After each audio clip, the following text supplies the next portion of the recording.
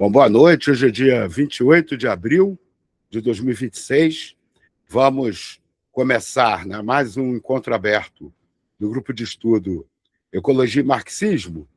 E hoje, né, recebendo aqui para conversar com a gente, né, o nosso grande camarada Pedrão, né, Pedro Eduardo Graça Aranha, né, que é um ambientalista já há 150 anos, né, com ampla experiência na luta ambiental e também com uma formação acadêmica, né, bem interessante para a área. Né? Pedrão é biólogo, zootecnólogo, não é isso, Pedrão? Zootecnista. Zootecnista, não, teólogo... Zootecnista. Oi? Zootecnista. Zootecnista, teólogo e agora calouro de filosofia da UERJ. Esse é o nosso Pedrão. Né? E a gente tem feito as atividades esse ano sempre com esse título, né? O que está acontecendo com o planeta? E aí a gente tem tentado, né, extrair dos nossos convidados, né, esse debate, né, para a gente compreender bem qual é a realidade atual, né, no Brasil e no mundo. Né?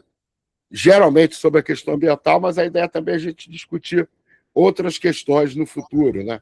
Como, por exemplo, trazer convidado para conversar com a gente sobre o que está acontecendo no mundo do trabalho, por exemplo. Né?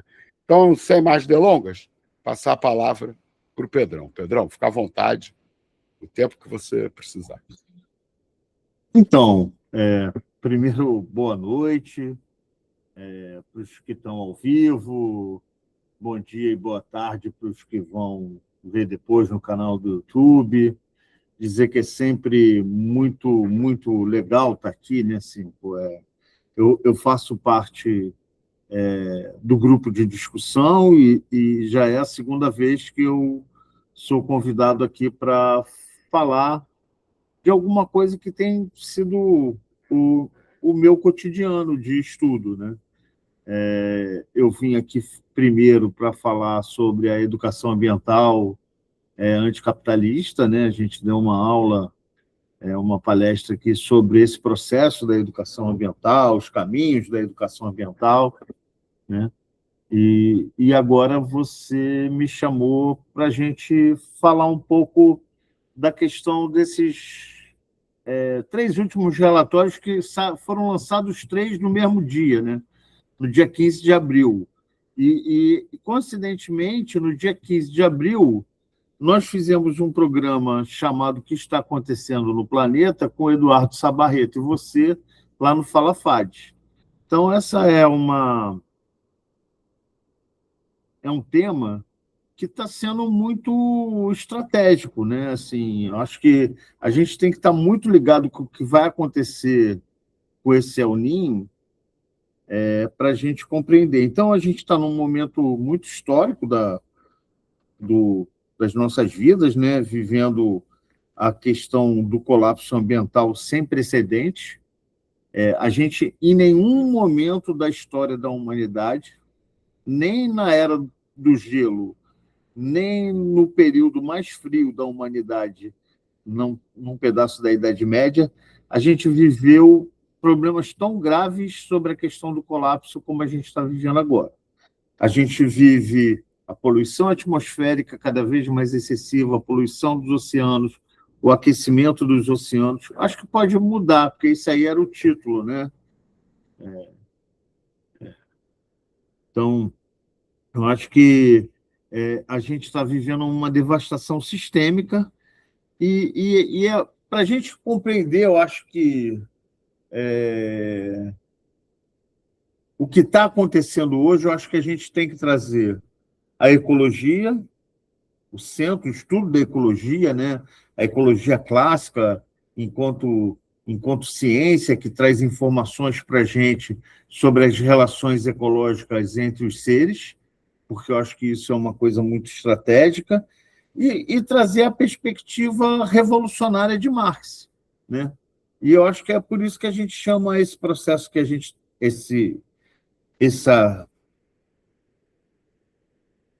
essa questão que a gente está vivendo de ecologia marxista, né? Ultimamente eu tenho preferido chamar mais de ecologia marxista o que a gente precisa do que ecossocialismo, Acho que o ecossocialismo está começando a ficar banalizado. Palavras que são banalizadas no decorrer da história da luta ambiental, por exemplo, sustentabilidade é uma delas, que eu acho que foi desgastada no decorrer da história. Quando a gente falava de sustentabilidade, quando a sustentabilidade surgiu, era para fazer um contraponto ao que era o desenvolvimento sustentável, só para vocês terem dimensão da questão do uso dos conceitos, né? Então, assim, eu cada vez mais prefiro chamar de ecologia marxista, né? E a ecologia marxista, ela parte da ideia que a relação entre a sociedade e a natureza não é neutra. Como a gente disse aqui no começo, antes de começar a gravar. A ciência ela não é neutra.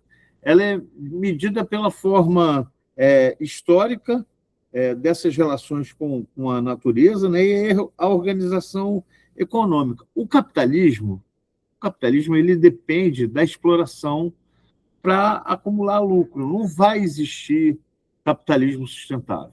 É impossível a gente acreditar na possibilidade de que haja um capitalismo como a gente vê hoje, o governo federal, a maioria dos partidos da esquerda, da ordem, fora da ordem, também trazendo uma discussão muito mais mercadológica do que revolucionária, da perspectiva revolucionária, né? E o que a gente precisa perceber é que, o crescimento econômico ele não pode ser infinito. Não existe esse crescimento econômico infinito.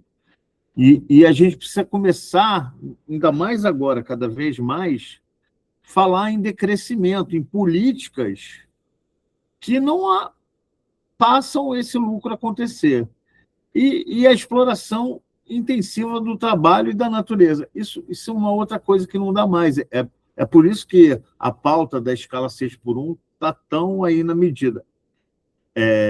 Então, assim, o que a gente precisa entender é que Marx ele já apontava para esse processo que a gente está vivendo hoje. Ele já tinha uma visão já desse processo. Quando ele vai estudar a questão da agricultura, ele percebe que existe uma falha metabólica nessa dependência do capital e da natureza. Pode botar o próximo aí, 5.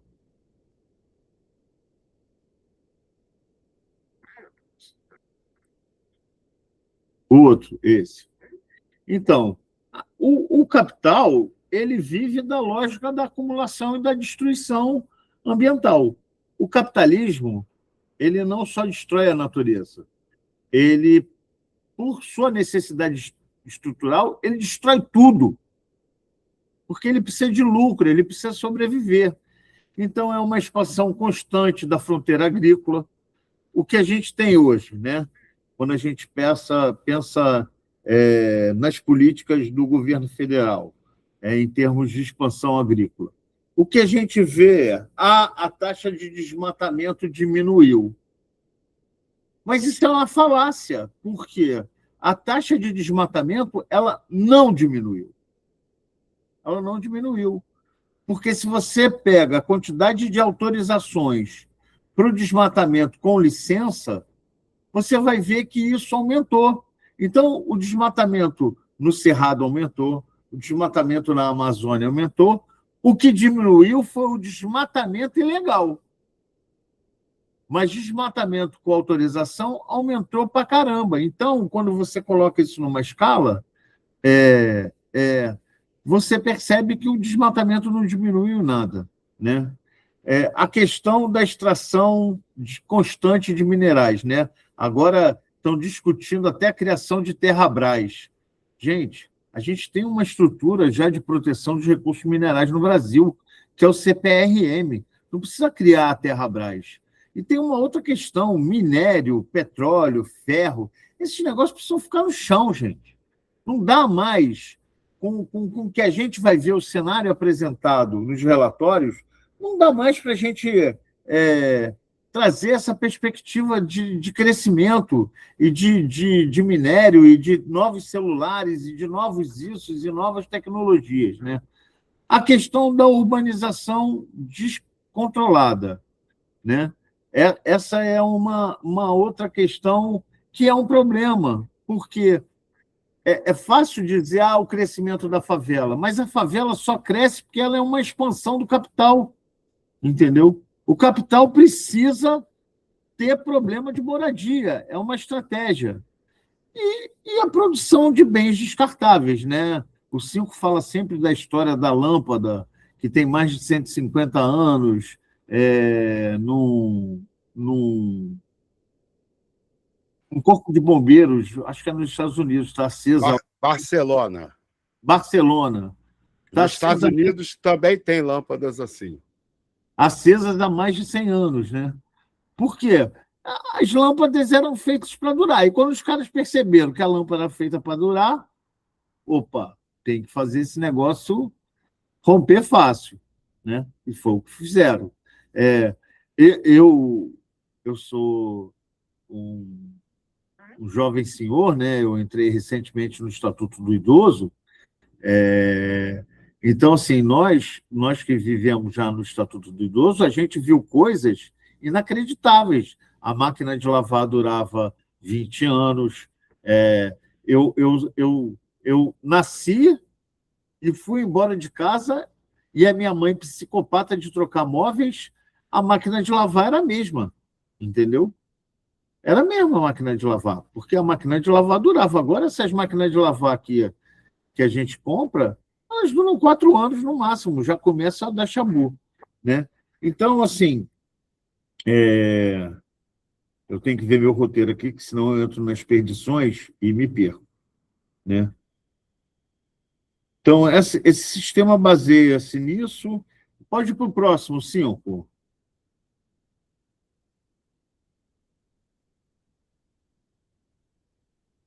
Então, outro problema que a gente enfrenta, né, nessa perspectiva do colapso são as desigualdades socioambientais, né?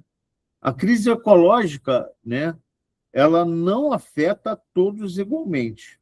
E aí a gente pode afirmar, através da ecologia marxista, que os países periféricos são os que mais sofrem com os impactos climáticos, e aí a gente tem isso, se a gente joga no micro, a gente tem isso nas nossas cidades. Por exemplo, posso pegar o Daniel aqui. Quem mora numa estrutura mais central em Petrópolis sofre muito menos com os impactos climáticos do que quem mora fora do centro, apesar do centro alagar, né? O centro alaga, as lojas já estão até adaptadas lá no centro para não perder tudo. Mas a população próxima, é o caso da Rua Tereza, o Morro da Rua Tereza desabou na enchente de 2022 ou 23, Daniel? Foi 21 para 22. Teve uma em 21. Não, Daniel, 23. Não, 23 não, com certeza não é. Foi Então. 21 a 22. Não, Daniel, teve uma menor em 21, depois teve uma outra grande, que morreram mais de 200 pessoas em 2022. E que foi a que atingiu a Rua Tereza mesmo, assim, ali e tal. Então, assim, essas desigualdades, elas são cada vez mais aprofundadas. Quanto mais para a periferia você vai, mais ela aprofunda, né? Os povos indígenas e as comunidades tradicionais são sempre as mais atingidas também, mas a gente tem uma diferença que precisa ser colocada hoje em dia, que é estratégico. A gente tem muitas terras indígenas já reconhecidas, mas os quilombos é um problema. A gente tem muito pouco quilombo reconhecido, tudo parado lá no INCRA, que precisa ser terras quilombolas que precisam ser reconhecidas e não são reconhecidas porque ficam paradas por conta da especulação imobiliária, principalmente na Mata Atlântica. Essa é uma característica muito forte na Mata Atlântica, né? Há uma relação de exploração ambiental e exploração de classe muito clara, né? Aonde há pobreza, há degradação ambiental. E isso é desde sempre. Antes de conceitos de racismo ambiental e essas coisas acontecer, o maior exemplo clássico disso é a Bayer, os problemas que a Bayer deixou em Belford Roxo, que não foram resolvidos até hoje, e em Duque de Caxias também. Isso nos traz o conceito de justiça ambiental central, né, para a ecologia marxista e para o ecossocialismo. Não há uma solução ecológica sem a gente enfrentar as desigualdades sociais. A próxima, Renatinho. O papel do Estado, né? O Estado, ele acaba cumprindo sempre o papel de organizar o capitalismo, né? Então, o que a gente tem diante hoje, o cenário que a gente tem diante dessa crise, surgem milhares de propostas de soluções baseadas no capitalismo verde, né? Que prometem conciliar crescimento econômico com sustentabilidade por meio de tecnologias limpas e mercados de carbono. Do ponto de vista ecossocialista, essas soluções elas são extremamente limitadas, elas não vão resolver o nosso problema, né? Transformar a natureza em novos ativos financeiros não resolve o problema, resolve o problema para o capitalista. Não enfrentam as causas estruturais dessa crise e desse colapso. E, muitas vezes, o Estado atua para proteger os interesses do capital, embora seja um campo de disputa política. Eu não acho que seja assim, estritamente um campo em disputa, não. Acho que o papel hoje do Estado é afirmar as políticas do capitalismo verde. A gente tem todas as políticas estruturantes de enfrentamento do colapso ambiental, da crise climática, das mudanças climáticas no governo federal, no governo estadual e no governo municipal, são políticas do capitalismo. Elas não são políticas para resolver os problemas das populações locais. A maior prova disso é a ausência de orçamento, né? Se você pegar o orçamento para as mudanças climáticas, ele é inexistente. Se você for procurar orçamento para políticas de adaptação, ele também é fraco, é inexistente.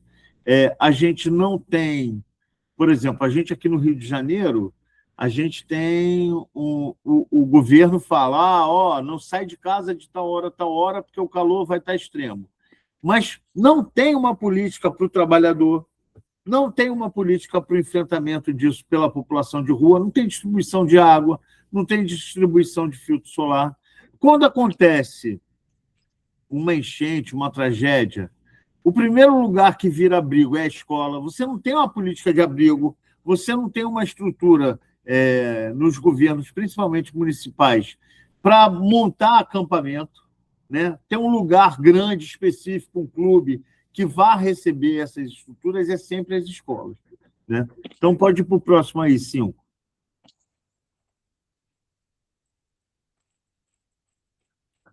E aí, o ecossocialismo é uma alternativa. Aí eu chamei o ecossocialismo, na perspectiva da ecologia marxista, porque é o que a gente tem escutado mais, né? Então, assim, enquanto a gente não aprofundar as diferenças entre a ecologia marxista e o ecossocialismo, acho que essa é uma discussão que a gente precisa aprofundar, acho até necessário a gente pensar na construção de um manifesto da ecologia marxista, assim como saiu recentemente um manifesto do ecossocialismo, e esse manifesto não responde às questões prioritárias, porque ele não enfrenta o que precisa ser enfrentado, que é o capital, que é ter coragem de falar em decrescimento, é ter coragem de falar, de apontar que precisa parar a economia, que tem que acabar com o poço de petróleo, que tem que acabar com a mineração, entendeu? Que a transição energética, em termos de fazenda, é uma vergonha. Então, o ecossocialismo propõe uma transformação profunda da sociedade, né? mais do que tudo, é uma nova perspectiva de você viver no planeta, né? Com justiça social, democracia econômica e sustentabilidade ecológica. Os seus princípios incluem o planejamento democrático da economia, né? A redução do consumo de supérfluos, a transição energética para fontes renováveis, mas não criando fazendas, a produção orientada para as necessidades humanas e não pelo lucro. Eu esqueci de colocar um aqui, e da agroecologia, me lembrei agora. Também valoriza os saberes tradicionais de formas comunitárias e a relação com a natureza. O próximo, 5. E aí vem os caminhos e os desafios para isso, né? E o principal desafio que a gente vai enfrentar nesse momento agora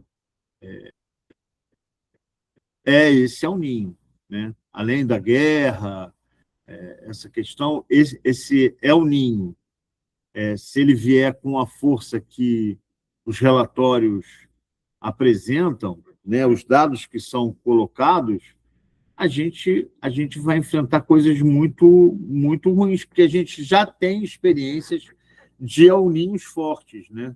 Mas não tão rápidos como eles aconteceram. Então, os caminhos para isso tudo, né? A transição ecossocialista, ela não é simples, né?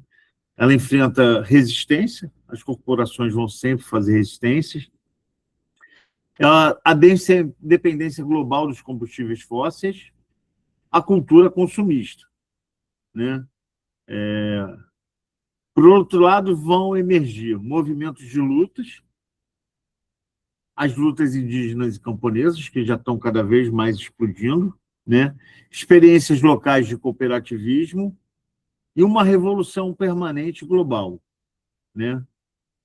Esses processos apontam, gente, para possibilidades reais de transformação, né? O colapso climático é, ao mesmo tempo, uma crise civilizatória, né? E a gente pode ter, na perspectiva da ecologia marxista, uma ajuda para entender as matrizes desse problema, enquanto o ecossocialismo aponta para os caminhos para superá-las, né?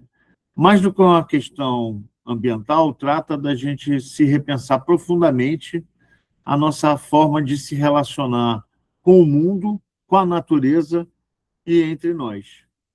O próximo, 5. Então, aí a gente chegou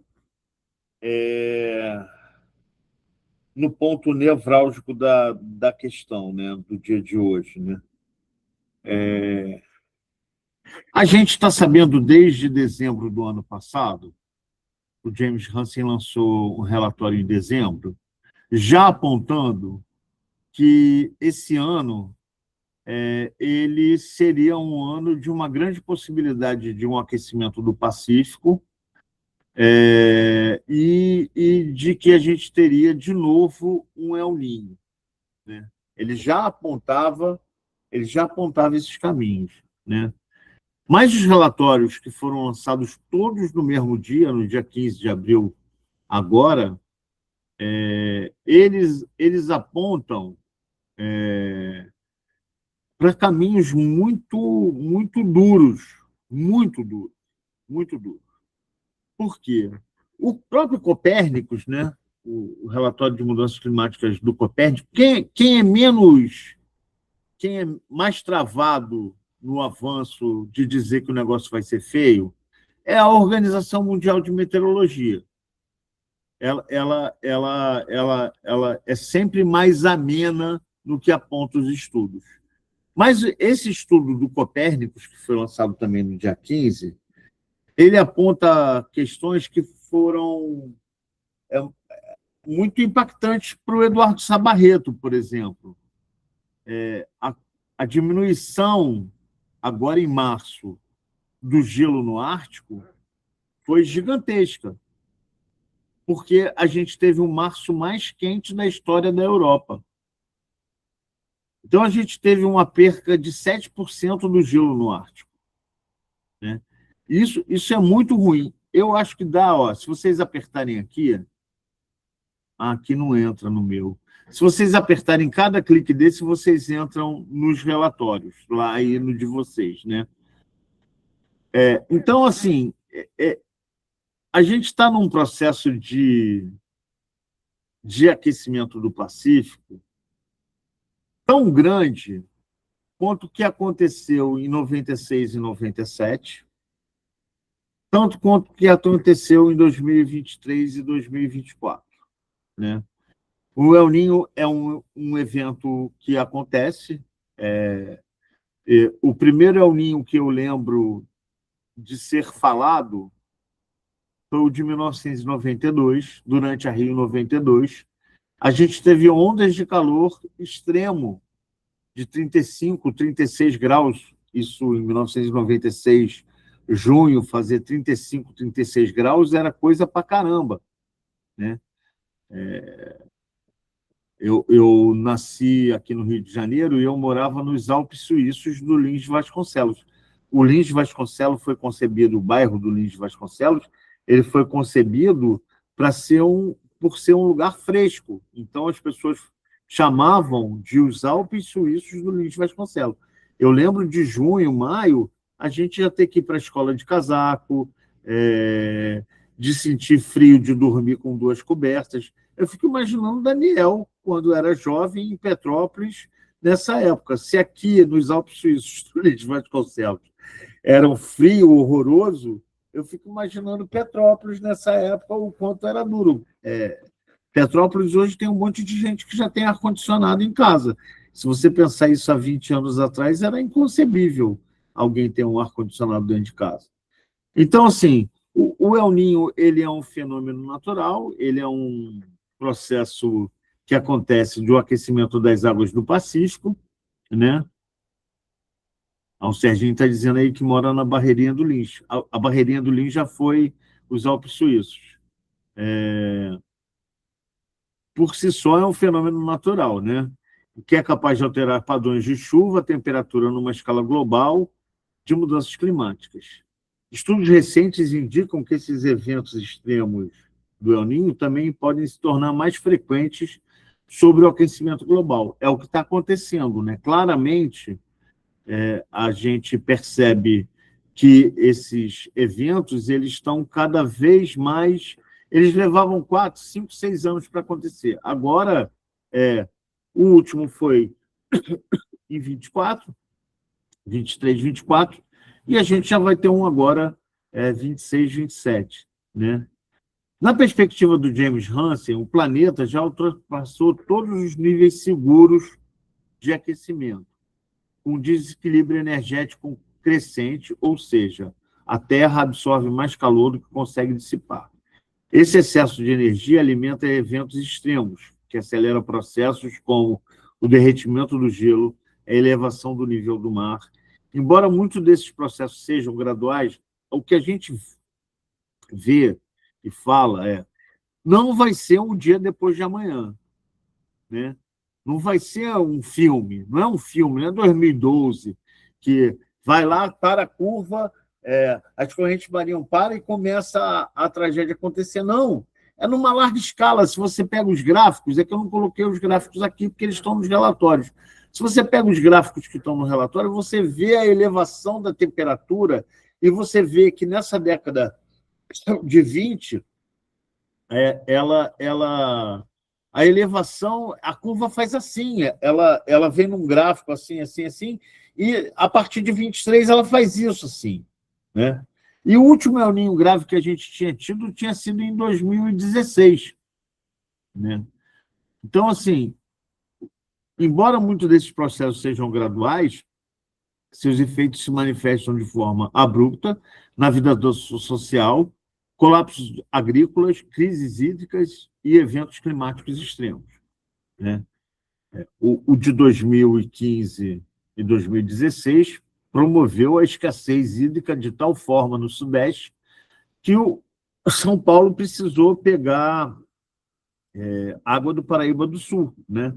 Então, a gente ainda bebe água do Paraíba do Sul, mas cada vez mais com a escassez hídrica.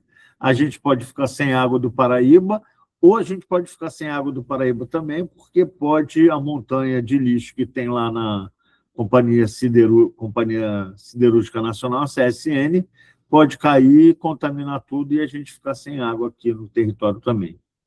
Os relatórios do Copérnicos e da Organização Mundial de Meteorologia apontam que os anos recentes, 2023 e 2025, estiveram os anos mais quentes e que 2026 tende a manter esse padrão, que eu acho que vai superar esse padrão, com possíveis transições do El Niño para condições neutras em Laninha. Isso revela um ponto crucial do aquecimento global. Já se tornou uma linha base e esses fenômenos vão continuar atuando. Pode botar o próximo, Cinco. Bom, as consequências, né? As consequências desse El Niño, no Brasil, os impactos do El Niño são historicamente conhecidos, né? A gente já sabe o que vai acontecer. A seca na Amazônia brasileira, calor extremo e seca no Sudeste e chuvas torrenciais no sul do Brasil, né? Globalmente, esses efeitos também são muito parecidos em países periféricos, principalmente. Aqueles que dependem da agricultura pesca sofrem muito mais com os impactos do El Niño, né? Na alimentação, na crise econômica, na crise estrutural que está acontecendo. A interpretação de nós, ecologistas marxistas, a ecologia marxista oferece uma chave interpretativa fundamental para compreender esse cenário. Em vez de tratar a crise climática como resultado abstrato da humanidade, ela entende, né, que isso é um produto histórico do modo de produção capitalista. E aí eu volto a afirmar, o conceito de falha metabólica, desenvolvido a partir de Karl Marx, descreve uma ruptura entre a sociedade da natureza causada pela lógica da acumulação. Infeliz do... Sobre o capitalismo, a natureza é tratada como recurso ilimitado. Não é à toa que, quando eu estudava biologia, a gente falava assim, os recursos naturais não renováveis. A gente, hoje, na biologia, não trata mais isso, a natureza, como recurso, a gente chama de natureza, né? O lucro e os limites ecológicos, a queima massiva de combustíveis fósseis, o desmatamento, essa agricultura industrial, sobre a expressão dessa lógica, o resultado é um sistema climático desestabilizado, no qual fenômenos naturais como o El Niño passam a operar em um ambiente já degradado. Assim, o El Niño de 2026 não pode ser compreendido apenas como um evento climático isolado. Ele é parte de uma totalidade histórica do aquecimento global, impulsionado pelo capitalismo fóssil, que redefine a intensidade e os impactos dos ciclos naturais. A crise climática, e nesse sentido, é também uma crise social. O próximo 5. Aí a gente vê as consequências, né? No sul, tendências de chuva, no norte e nordeste, riscos de seca. Acho que o Rafael aqui deu uma pulada, mas o aumento dos riscos de secas severas e queimadas e incêndios florestais também acontece no Pantanal. Na agricultura, o impacto é previsível na menor produção de grãos. A gente vai ter em 2027, 2028, uma perda de produção agrícola gigantesca. O próximo 5. Então, aqui, volta lá. Aqui eu quis colocar duas imagens para a gente perceber o quanto o degelo é visível no planeta. Você pega a Terra de 1972 e você pega a Terra de 2026, agora, a última foto aí dela, mais recente, você vê a quantidade de gelo que a gente perdeu no Ártico, né? E na Antártica também. É um negócio muito, muito assustador o que está acontecendo, né? Então, concluindo, né? O que está acontecendo não é apenas uma sucessão de eventos extremos, né? Mas a manifestação de uma transformação estrutural do sistema Terra. Os relatórios apontam que o aquecimento global já alterou profundamente o funcionamento climático, enquanto a ecologia marxista revela que essa transformação está enraizada nas relações sociais e na produção. O El Niño de 2026, portanto, não é apenas um fenômeno natural intensificado, é um sintoma de um colapso muito mais amplo entre a natureza e a sociedade.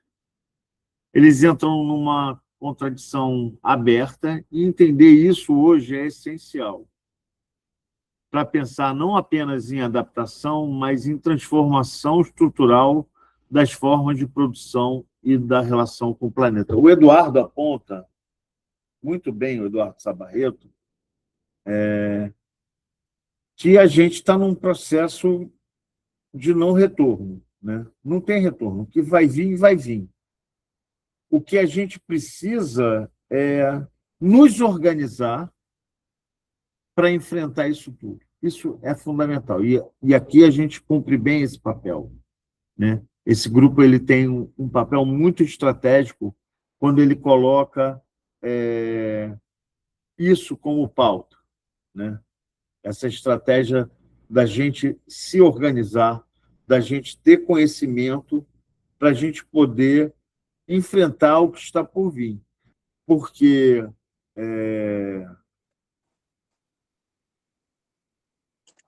é muito ruim a sensação, às vezes, que dá, eu estou falando por mim, de que a gente fala, e a gente não consegue perceber um processo de mobilização. O Eduardo me corrigiu bem no último debate que a gente teve, ele e o Cinco, e é um debate público, está gravado no canal do Fala Fades, que a gente precisa se organizar para o que vai vir, não para se preparar para esse colapso, porque o colapso ele é iminente. O que a gente precisa fazer hoje é encontrar estratégias de estar organizado para, quando isso vir, a gente responder ao Estado opressor. Porque o Estado, e aí eu vou falar do Luiz agora, do Luiz Marques. O Luiz me mandou uns dados que o armamento na Europa nos últimos 10 anos ele triplicou. O que eles jogavam cada vez menos em orçamento em armamento, nos últimos anos triplicou. E esse ano aumentou mais ainda, né? Foi mais grave ainda o aumento que tem no orçamento. E eu também costumo dizer que eu acho que o Trump ele não é o negacionista bobão, né? É diferente. Eu acho que, por exemplo, os bolsonaros são os negacionistas bobão. Fala em terra plana. Eu já escutei falar, se está tendo aquecimento global, porque tem tanto frio. Um dos Bolsonaro falou isso em um determinado momento. Eu acho que o Trump ele tem muita clareza do que está acontecendo já, de como é o estado da arte do planeta. Não é à toa que ele parou toda a produção de documento dos Estados Unidos sobre a situação das emissões de gases de efeito estufa, das relações com as correntes marinhas. A gente não tem mais informação do governo americano sobre a situação climática. Hoje, a gente depende do James Hansen, da galera do Copérnicos e da Organização Mundial de Meteorologia, que tem até um papel bom, mas também não vai além do que o capital quer que seja dito, né? Nenhuma política estruturante da ONU de enfrentamento ao colapso ambiental é para enfrentar o colapso ambiental, são políticas para salvar o modo de produção capitalista. Não é à toa que a ONU, que criou a educação ambiental em 1972, hoje chama a educação ambiental de educação para sociedades sustentáveis, ou educação...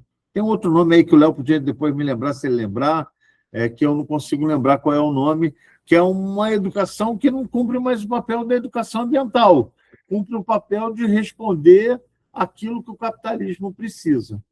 Então, era isso, e aí tem Educação para o Desenvolvimento Sustentável. Muito obrigado, Léo. É isso. E aí, a última 5, a penúltima, né? Pode botar aí o último slide, 5. Ah, é esse aí.